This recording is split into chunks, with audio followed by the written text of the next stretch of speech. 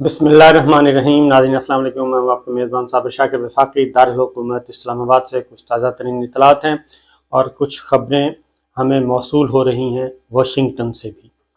कुछ दोस्तों से बात हुई, ज़रा इन डिटेल आपसे बात करते हैं।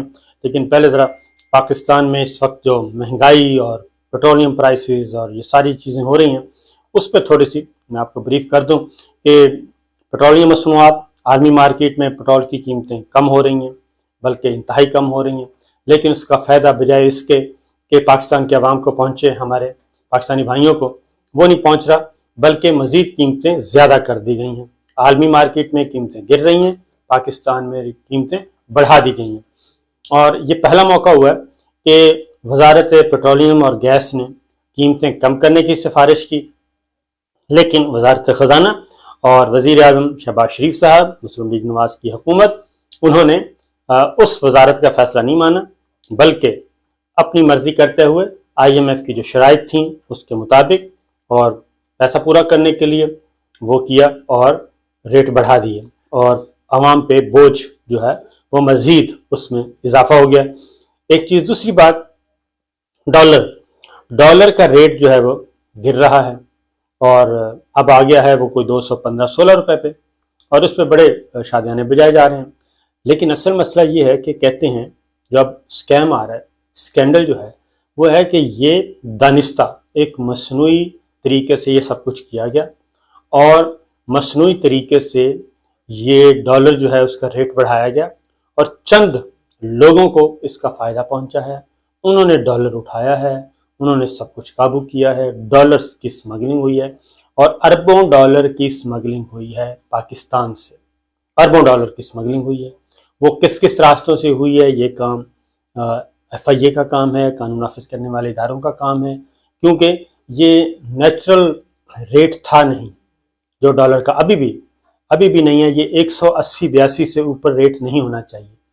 178 पे पाकिस्तान तहरीक इंसाफ ने छोड़ा था, उसमें 4-5 रुपए का इजाफा होना था, इससे ज़्यादा नहीं होना था, लेकिन वो 250 रुपए तक गया और बिलियंस ऑफ डॉलर्स जो हैं वो कहाँ से आए, कहाँ गए, और वो फिर मुबैना तौर पे वो सारी खबरें भी हैं कि लॉन्चों के ज़रिए गए, जहाज़ों के ज़रिए गए। फिर पुरस्रार तौर पे एक और भी बता दूं कि कराची एयरपोर्ट, मैंने हमने पहले भी बताया था कि वहाँ पे पुरस्रार तौर पे ये सिलसिला शुरू हो गया कि इंडिया से जहाज़ उड़ता है, कराची लैंड करता है और कभी कहा जाता है रिफ्यूलिंग के लिए, कभी कहा जाता है टेक्निकल फॉल्ट है, कभी कुछ कहा जाता है। और कल जो हुआ वो तो एक चार्टर्ड प्लेन आया और 12 पाकिस्तानियों को और 2 गैर मुल्कियों को लेके चला गया। उसकी कोई डिटेल्स नहीं है अभी तक, ना ही कोई ऑफिशियल स्टेटमेंट आई है। तो ये पुरस्कार किस्म की सरगर्मियाँ हो रही हैं और इस वक्त ना ही कहीं कौमी सलामती को ख़तरा है, ना ही कोई कौमी मफाद को ख़तरा है, किसी किस्म का कोई भी नहीं है, वरना तो एक तूफ़ान बर्पा हो जाना था। बहरहाल ये तो चीज़ें हैं इस नौइयत की।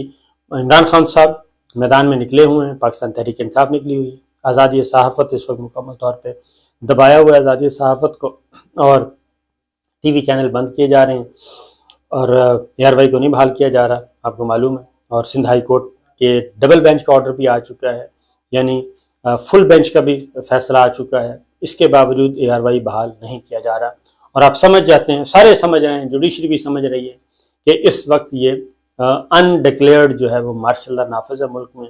कोई आइन नहीं, कोई कानून नहीं, किसी की कोई कुछ प्रतीत नहीं है। बस जो ताकत, जिसके पास ताकत है, सबसे ज़्यादा ताकत है, वो दे जा रहे हैं। बहरहाल अब आते हैं, ज़रा थोड़ा सा आगे बढ़ते हैं। नवंबर करीब आ रहा है और नवंबर से पहले पहले कुछ फैसले होने हैं और नवंबर से बहुत पहले कहा जा रहा है फैसला हो जाएगा, यानी 29 नवंबर तक का इंतज़ार नहीं किया जाएगा। ये जो गुम अगू की कैफियत है, यानी नया आर्मी चीफ की एक्सटेंशन, आर्मी चीफ का एक्सटेंशन होगी, नया आर्मी चीफ होगा तो कौन सा होगा ये। हालांकि पहले पूरी दुनिया में ऐसा नहीं है कि ये चीज़ डिस्कस होती हो, लेकिन पाकिस्तान के चूँकि हमने हालात ही इस हद तक बदतर बना दिए हैं कि आर्मी चीफ को आने से पहले ही मुतनाज़ कर देते हैं और मिलिट्री लीडरशिप को टारगेट किया जाता है और एक ख़ास सोच के साथ किया जाता है जो हमारी फ़ौजी क़यादत समझती नहीं है। फ़ौजी क़यादत बहुत, आप तेज़ लोग हैं, बहुत समझदार लोग हैं, आपके पास बहुत ज़्यादा इन्फॉर्मेशन है और दुनिया की नंबर 1 स्पाई एजेंसी हैं, लेकिन इसके बावजूद आप कुछ नहीं समझते कि किस तरीके से पिछले कई सालों से मिलिट्री लीडरशिप को, 2 आर्मी चीफ और DGISI, 2 को किस तरीके से टारगेट किया जाता है, और टारगेट बाकायदा तौर पर प्लानिंग के साथ किया जाता है और मखसूस लोग करते हैं, ये भी आपको पता है। लेकिन इसके बावजूद आप, वो बात है कि मीर कितने सादा हैं, बीमार हुए जिनके सबब उन्हीं अत्तार के लौंडों से दवा लेते हैं, तो फिर भी सीने से भी उन्हीं को लगाते हैं। ये अफसोसनाक बात है सोचने की। अब फिर आर्मी चीफ को बहुत अरसे से डिस्प्यूटेड सिलेक्टेड पिछले 6 साल से चल रहा है, और ये गर्दान अब जरा थोड़ी सी डिफरेंट है, लेकिन आएगी आप ही की तरफ। ये मैं आपको चैलेंज कर रहा हूँ, कि ये इन्फॉर्मेशन की बुनियाद पर चैलेंज कर रहा हूँ कि आप ही की तरफ आएगी। आपको फिर टीका लगेगा, आपको फिर रगेदा जाएगा, फिर आपको अंदाजा होगा कि जनाब काश हम उस वक्त जो बातें लोग कर रहे थे, चंद लोग उनकी बातों को सुन लेते, तो आज हमें ये दिन ना देखना पड़ता। लेकिन चूंकि आज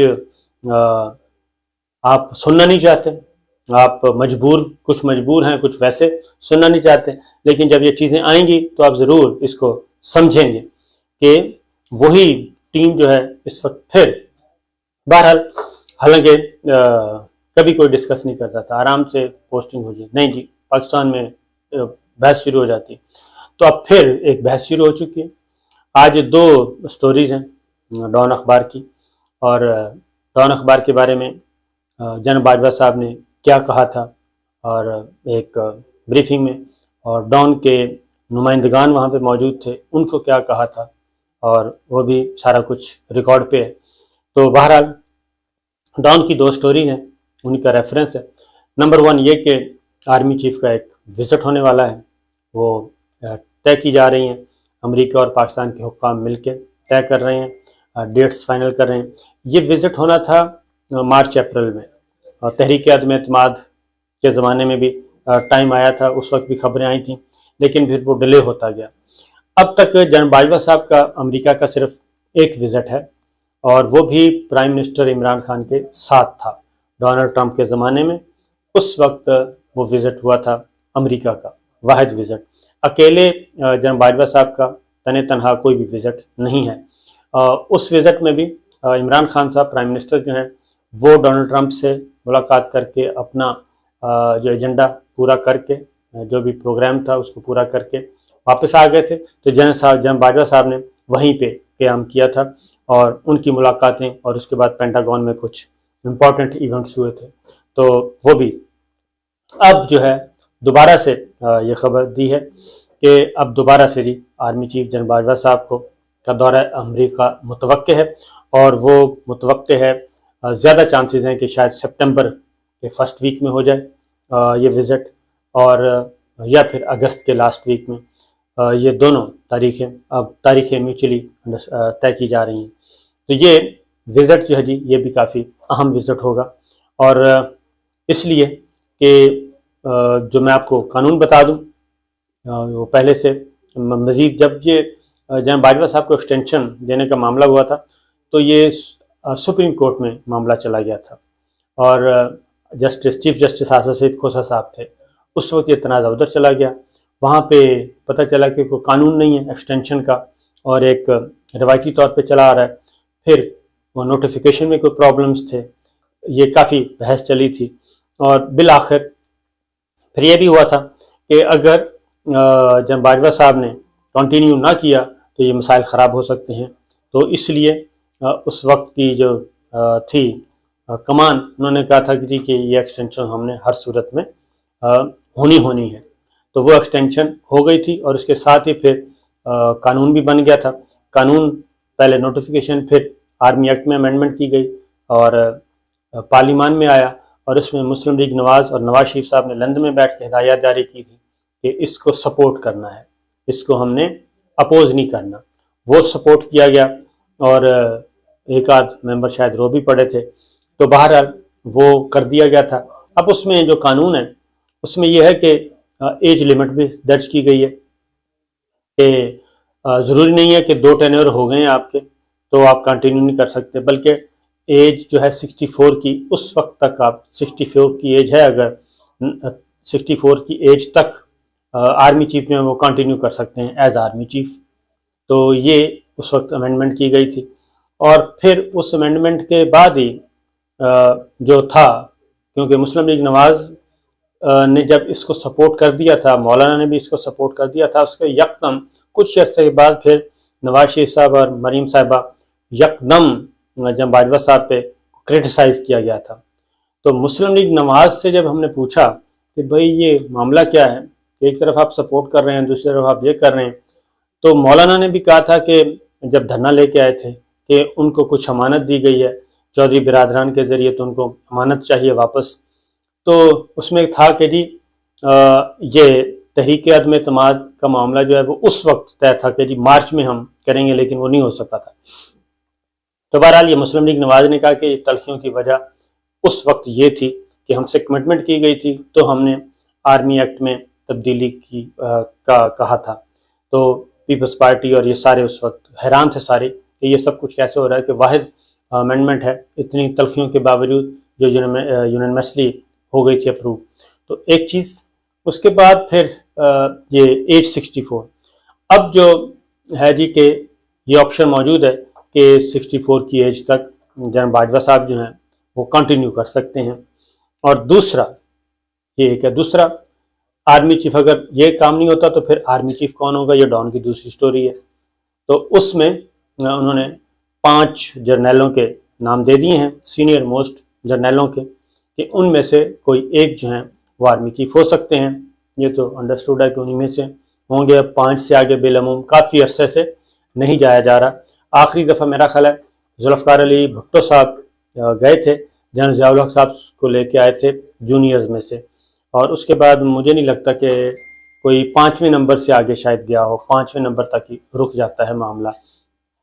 जनरल राहील शरीफ साहब का हो, जनरल कियानी साहब का हो, तो जनरल मुशर्रफ साहब को भी शायद 5वें नंबर तक ही गए थे और इससे आगे नहीं गए थे। तो बहरहाल, तो अब भी जो 5 जर्नैलों के नाम दिए गए हैं आर्मी चीफ के, तो 29 नवंबर से पहले, नए आर्मी चीफ के अपॉइंटमेंट से पहले जनरल बाजवा साहब का जो विज़िट है अमेरिका का, वो काफ़ी इम्पोर्टेंट समझा जा रहा है। क्योंकि उससे पहले, इस विज़िट से पहले मैं आपको बता दूं कि, बल्कि इस विज़िट से भी बहुत पहले, जब हम यारवाई में प्रोग्राम करते थे रिपोर्टर, और तहरीक अदम एतमाद से भी पहले की बात है कि जनरल ब्लिंकन जो हैं, जनरल ब्लिंकन नहीं, टोनी ब्लिंकन, वज़ीर ख़ारजा अमेरिका के सेक्रेटरी ऑफ स्टेट, उनके साथ तवील तरीन टेलीफोनिक कन्वर्सेशन रही है जनरल साहब की, और ये हमारे पास इतलात मौजूद थी, यानी कि इंफॉर्मेशन, और ये हम रिपोर्ट भी कर चुके हैं रिपोर्टर्स प्रोग्राम में, मैं भी और चौधरी गुलाम हुसैन साहब भी, कि